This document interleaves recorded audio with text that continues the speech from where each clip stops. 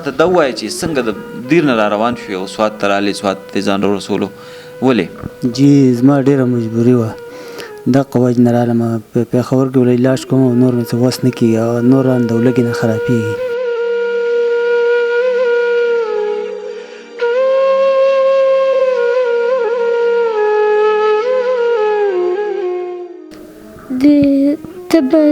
تبه یې پړسېږي دا اینه چېرته ده اینه کمه شي نو د ولږې نه رانه خرابېږي که څوک له څه راولېږي هم ښه که نه وي جو بس دغسې نار ناسي.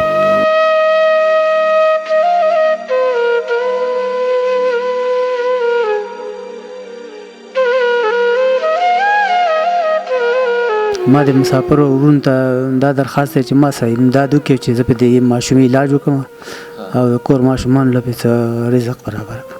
بسم الله الرحمن الرحیم. السلام علیکم ګرانو درنو پښتنو، زه یم وحید الله خان. ګران ملګرو، د الله پاک دا دنیا د مختلف واقعات نه ډکه پرته ده. نن انتهایی افسرده زړه سره دا پروګرام پیل کوم. زما په څنګ کې ناست باچا رحمان د دیر نه را روان شوی و پرون هلته واورې وې، یخ موسم و پای کې را روان شوی و. دا وړې وړې ماشومانې نن چې کوم دي سوات ته را رسولي دي. دا یوه شپه په لاره کې چېرته کړې ده او نن یې ځان سوات ته را رسولی دی په دې امید سره چې زه به دلته کې ځان راورسوم سوات ته او کوم زما مسلمانان وروڼه چې دي هغوی سره مخاطب شم. د دوی سره دا وړه غوندې ماشومه چې ځان سره راوستې ده د دې نوم مروه دی. دا وړه غوندې کې ماشومه په بلډ کینسر کې د ډېر وخت نه مبتلا ده. دې ماشومې ته وینه چینج کېږي بار بار. د باچا رحمان د وینا تر مخه د خپل د سره چې څه هم که د کور و که د لږه غوندې ځمکه و هر څه یې خرڅ کړي دي او د دې علاج یې په دې ځای پورې را رسولی دی. اوس بقایا د زما سره آف کیمره خبرې وکړي چې علاج خو یو طرف خو دا ماشومان رانه د لوږې نه هم خرابېږي. یو انسان چې کله مجبوره نه وي نو هغه دومره سفر چېرته هم نه شي کولی. دا بله زما سره ماشومه چې ناسته ده د دې هم صورتحال تاسو کتلی شئ. باچا رحمان په خپله هم خفه دی. راځئ باچا رحمان سره د دې باره کې څه خبرې اترې کوو چې د دې ماشومې تر اوسه پورې علاج کوم ځای نه وشو او اوس نور د دوی په ژوند کې څومره مشکلات دي. السلام علیکم. وعلیکم سلام. باچا رحمان څنګه حال دی؟ ښه خیر دی. اول خو راته دا ووایه چې څنګه د دیر نه را روان شوې او سوات ته رالې سوات ته ځان رسولو ولې؟ جی زما ډېره مجبوري وه دغه وجې نه رالم په پېښور کې ولې علاج کوم او نور مې څه وس نه کېږي او نور رانه د ولږې نه خرابېږي. روغ چې کوم دي هغه رانه د ولږې نه خرابېږي. دا دونه پیسې او ځمکه هر څه مال هر څه مې له خرڅ کړه دا دې حد ته مې راورسوله. د دې دوه ماشومانو علاوه نور دي څومره بچي دي؟ 6 لوڼه مې دي او یو مې زوی دی او وړوکی دی ماشوم دی. د مروه په یو پیر وینه بدلولو باندې څومره روپۍ لګي او دا څومره وخت پس دا وینه بدلوئ؟ دا مخکې په دې اوړي کې میاشت ته رسېدلې وه بس بېرته لکه 18 ورځو ته راله اوس لکه ښکته را روانه ده وخت په وخت. مخکې له اوله کې هفته کې وه بیا میاشت ته ورسېده اوس بېرته ښکته راله. څو روپۍ پرې لګي په یو پیر؟ 7000 8000 پرې لګي 8000 پورې پرې لګي. دغه وینه ورته په کوم ځای کې بدلېږي؟ دیر کې؟ کامپلیکس کې. دیر کې نه د کامپلیکس کې هسپتال پېښور. پېښور ته دا بوځې راولې بار بار؟ او جی. او اوس نور خو کوم ماشومان چې دي په کور کې هم ستا واړه دي په خپله ته کار څه کار کوي؟ دغه مزدوري کوم او نور مې څه وس پرې نه راځي.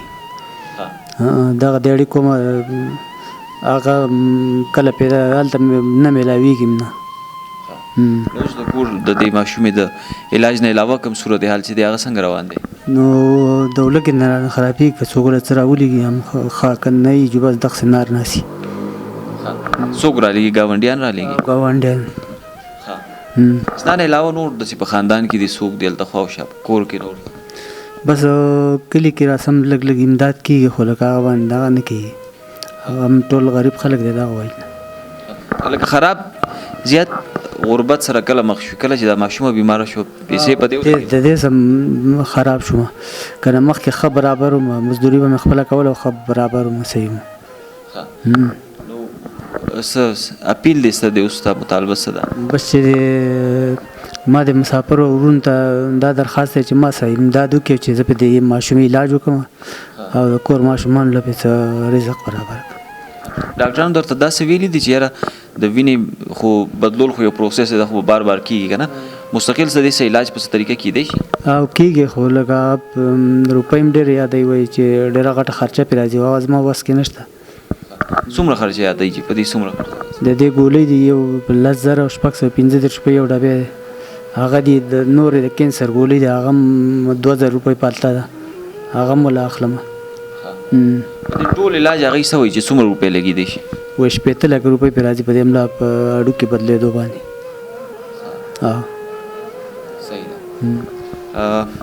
ډېره مننه ګرانو ملګرو. دا او د دې وړې غوندې ماشومې مروه والد صاحب کله چې اولاد تکلیف کي نو والدین چېرته هم پر حده کېدی نه شي. باجا رحمان دا هم ووایي چې د دې نه مخکې کله چې ماشومه بیماره نه وه نو د ده ژوند بلکل ټیک ټاک و د مالي صورتحال هم بلکل صحیح و. خو کله مروه چې بیماره شوې ده آینه بعد یې صورتحال صحیح نه دی. دا زما سره ماشومه چې ناسته ده دا د مروه خور ده. زه دې نه تپوس کوم چې باجا رحمان وایي چې ټول خیال یې دا ساتي. د دې سره یو څو خبر در کوم. السلام علیکم. وعلیکم السلام. ماشومې ستا څه نوم دی؟ حسنه. حسنه. او د څو کالو یې؟ 12 کالو به. او دا مروه چې دا ستا خور ده؟ خور ده. نو د دې کار روزګار دا دیکبال وغیره یې ته کې؟ کپړې مپړې ورته ته بتلې؟ دا کله نه جوړه ده بچیا؟ دا 3 کاله کېږي چې نه. نو دې ته څه تکلیف وي کله چې کور کې دا که نه په دې باندې څه تکلیف راځي؟ د تبه یې پړسېږي دا اینه چېرته ده اینه کمه شي. او پلار چې دی کله کار له تللی او دا خور د سره پاتې نو بیا یې ته لوبې را لوبې؟ مور دې شته؟ هغې خیال ساتي؟ ولې نه ساتي. او ته سکول ته خو نه ځې که نه؟ سکول ته به مخکې تلم اوس نه ځم. څومره وخت شو چې نه ځې؟ 1 کال یې وشو. نو ته څه غواړې چې ستا د خور علاج وشي؟ چې دا ټیک شي نو بیا خو به خفه نه یې که نه؟ نه. بیا به خوشحاله یې؟ زمونږ مسلمانان چې سره امداد وکړي انشاءالله ستا پلار سره که نه د دې علاج پې وشي دا بیا ټیک شي ښه؟ بیا به ته خفه کېږې نه او خور به دې هم نه خفه کېږي ښه؟ صحیح ده؟ ګران ملګرو دا وړه ماشومه چې دا هم د مروه خور ده د مروه د وجې نه د دوی په خاندان کې تکالیف مشکلات هم ډېر زیات رالیږلي دي. یو خاندان چې دا هم د یو جسم مانند دي کله چې د جسم یو حصه په تکلیف کې دا ټول جسم ورسره په تکلیف کې.